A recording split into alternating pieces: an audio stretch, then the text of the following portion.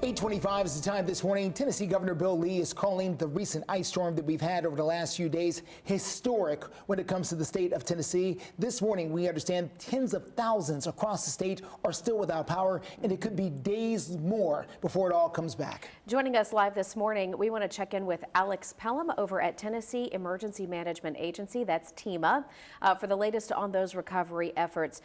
First, right out the gate here, if we can, want to talk about the impact of this storm on life in our state. What can you tell us as it pertains to the number of people who have died in this storm? So unfortunately, there have been 5 confirmed fatalities by the Tennessee Department of Health, 2 in Davidson, 1 in O'Bine, 1 in Crockett, and 1 in Haywood. So obviously with any disaster, any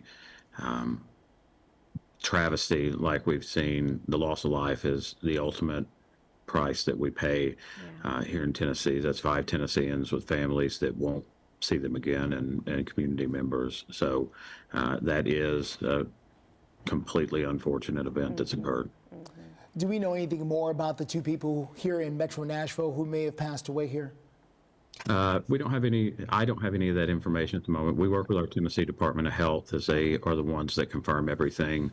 And we want to be respectful to make sure that the families have been notified and there aren't any details that get out. Absolutely.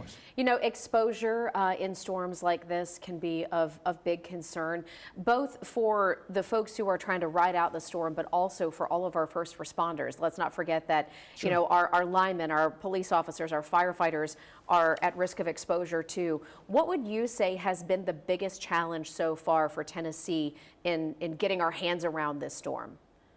You know, I think it's the power. Getting the power back on is the key to starting the restoration of normalcy for the state of Tennessee. You know, we've got, at a max, it was roughly 360,000 people without, or 360,000 without power. We've knocked that down due to the great work of the linemen, down to 160-ish thousand.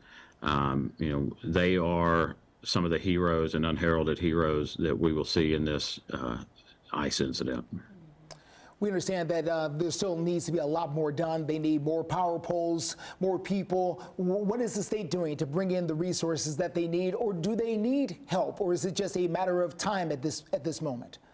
You know, I think it's a mix of both. You have Brent on earlier. Brent and I were talking, you know, TEMA, NES, we're working with other municipal electricity companies to provide what they need.